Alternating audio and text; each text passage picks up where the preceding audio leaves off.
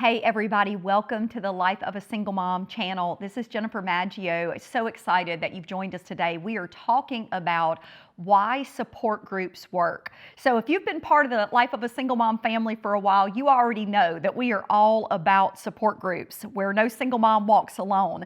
But I've got two guests with me today that really have something to say about support groups if you're maybe on the fence a little bit about getting involved in one. So let me introduce them to you now. So we have Crystal Thibodeaux. Some of you girls may know Crystal. Crystal is part of the Life of a Single Mom team. She is a single mama to 3 girls, beautiful girls, and you oversee our programs management at the ministry. So you do support groups every day, right? All day, every day. It's actually my favorite part of my job, though, talking to churches about support groups, talking to leaders. Support groups do work. Yes, yes. And Tia Marie Arnold, Tia is part of our National Advisory Council with the Life of a Single Mom, and she is also the founder of SoulSister. So let's get started, Tia, talking a little bit about, I mean, that's really the foundation of who SoulSister is as well, right? Yes. Can you talk a little bit about why support groups work? They work because of the community and that women know that they're not alone. The women, especially in this day and age with so much going on, it means a lot to know that you have other women who have walked where you're walking or who can understand, who can encourage you. And it doesn't keep you isolated. There's so much danger in isolation. The enemy can really try to convince you that God will never use you, what you're going through is going to kill you. I mean, there's just so much. And so when you get around other women who are supporting you, God really uses them to shield the enemy and to really protect your heart and to guard your ears and to encourage you. Yeah, there's something about us knowing we're not the only one, right? I mean, it doesn't matter, whether you're a cancer patient or whether you've gone through divorce or whatever your life experience may be, there's this value in knowing that someone has experienced it and that they came out on the other side of it, that it didn't kill them. And so, Crystal, can you talk a little bit about, I know some years ago, how we met was you coming to a local support group here in the Baton Rouge area. So can you talk a little bit about what that meant to you in that season of your life? It meant everything to me, but it was also one of the hardest things that I did. So after being married a very long time, I went through a divorce, and there was nobody in the room that looked like me, if that makes sense. I'm a pastor's child and also have always been in church. So for me, it was almost the stigma of the divorce was difficult for me to find someone who had been through a divorce. So for me, the support group, when I found out that I didn't even know it existed. It wasn't on my radar. Now I can tell you about every marriage support group and all those types of things in that season. But when I found out that we had several here in Baton Rouge, I actually went to one, and I remember sitting in the parking lot and I made myself say the word single mom into the rearview mirror. You are a single mom. And it prompted me to go into the room and to want to meet other women who said, and there were ladies that I met that were just, hey, I'm a single mom. I've been a single. They found joy in it even. They had found joy in the journey. And for me, it became just finding other women that they weren't in the place where I was, where they were still broken. They'd gotten through on the other side. They'd pushed through. They were on the other side of the wall. So my very personal experience with support groups, when we say support groups and we say you're seeking accountability, that sounds sometimes very, maybe a little bit threatening. But what it really means is just saying, hey, you coming tonight? You going to be there? I want to see you. It's building that community. And sometimes you need a new community. Sometimes you need a new tribe. Sometimes you need to have people in the room that just are going through something that you're going through.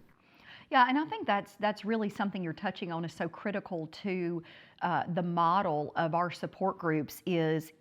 Some people are in our support groups for a long time, for many, many years. Like you could be part of a single mom support group from the time the child is in utero until the child leaves the nest. So it could really be a 20-year journey if that's your journey, but others find comfort in simply a season. So maybe they just need it in the middle of the most traumatic component of the divorce or the most difficult period of raising teens. So it's not that it's always needed at all times. And I think there can be some negative stereotypes with support groups, because support group feels like I'm an alcoholic, Right. that Yeah. kind of thing. You feel like you're kind of almost having to receive some type of diagnosis or label to come into a support group. So Tia, can you talk a little bit about maybe women's hesitancy to get involved in one and how to overcome that? Yeah, I mean, to your point, and it also may come with some shame as well. But I believe that the support groups build your faith. It really does. I think about when I was miscarrying, I went to Google to baby center just to find somebody who has been through what I'm going through. Is bleeding normal like this? You have questions and you want to know, am I the only one? But when you get there and when you read or when you're around other women who are supporting you or who are sharing, it really builds your faith to say, they made it through, I can make it through. They're going through it, I can go through it. And it builds relationships. It is just I believe it is truly a gift from God. And they shouldn't be ashamed of it. Step out, I get it. I mean, sometimes, especially when you're an introvert, you don't want to step out, you don't want to go, you don't know what people are going to say or do, but there's life there. It really is. Yeah. I think one of the practical things that I've seen help a lot is that we encourage a mom to come with someone else. So find a girlfriend, even if she's not in a single mom season, that can attend with you at least that first couple of meetings so that you can become acclimated to the setting. It's like going anywhere. It's like you want to go into the room with someone who looks like you. So you're looking around, might she understand my journey? And that's intimidating. Yeah. Whether it's a new church, a new Sunday school class, a new job, if you're new in the room, it's hard. And for those that are introverts, it's especially hard. And for those that are just coming off a divorce or some other traumatic experience, you're already dealing with a very sensitive time in your life. And now we're going to tell you, I mean, think about, you, the daughter of a pastor, and, boy, divorce. Was there anything worse that you could have endured than a divorce? There's just this, there's just a scarlet letter.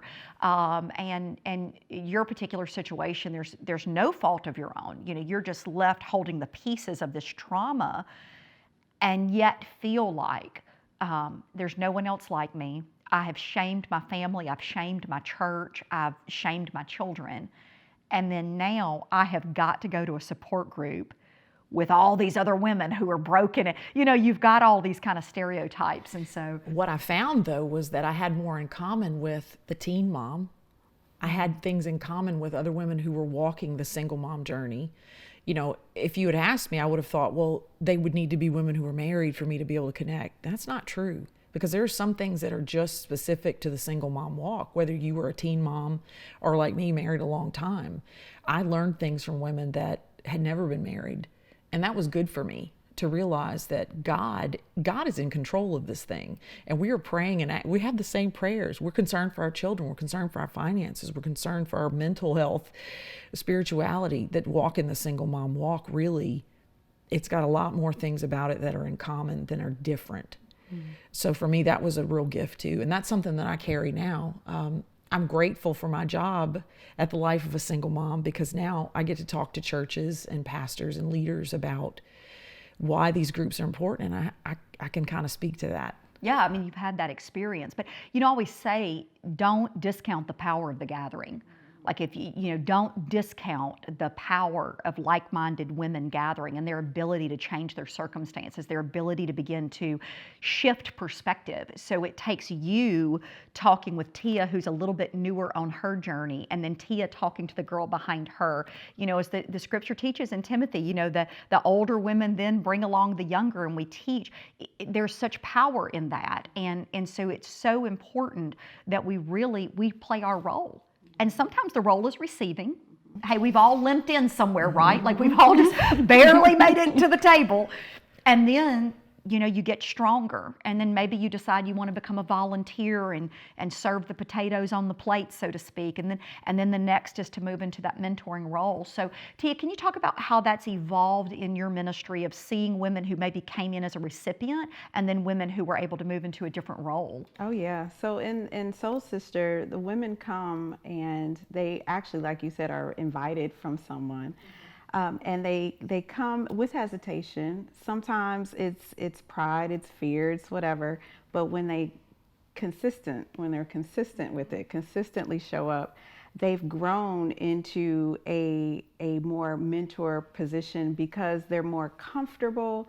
They have seen the presence of God in the gatherings, and they're starting to fully embrace the community, which is really what's important. Understanding the power of community and how there really is a blessing in it. Yeah, it's so true.